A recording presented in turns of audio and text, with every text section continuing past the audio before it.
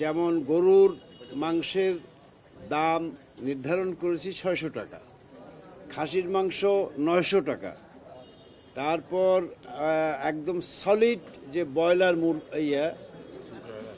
মুরগি, হ্যাঁ, এটা 280 টাকা, তারপর ডিম 10 টাকা 50 পয়সা।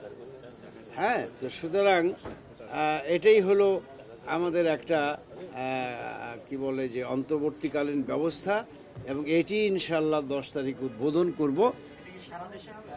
না না না, এটা আমরা প্রথমত এই ঢাকায় আমরা 30টা জায়গায় আমরা করছি।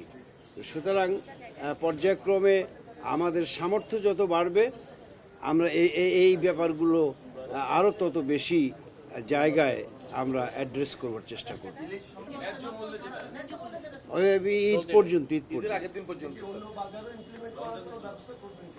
হ্যাঁ,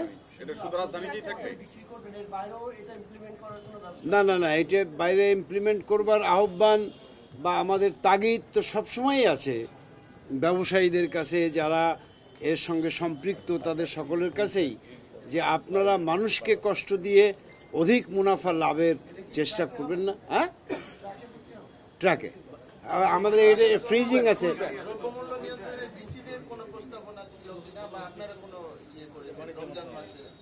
না, রমজান মাসে তো আমাদের সকলেরই একদম কি বলবো যে খুবই আন্তরিকভাবে এবং কঠোরভাবেই বলা হয়েছে, এবং ডিসি সাহেবরাও একমত, তারাও এ ব্যাপারে আন্তরিক যে কোনো অবস্থাতেই আমাদের সকল সামর্থ্য দিয়েই মূল লক্ষ্যটি থাকবে যাতে মানুষ রমজান মাসে এই খাদ্যদ্রব্য কারসাজির কোনো ভোগান্তিতে না পড়ে, তাদেরকে সেই জায়গাটায় প্রোটেকশন।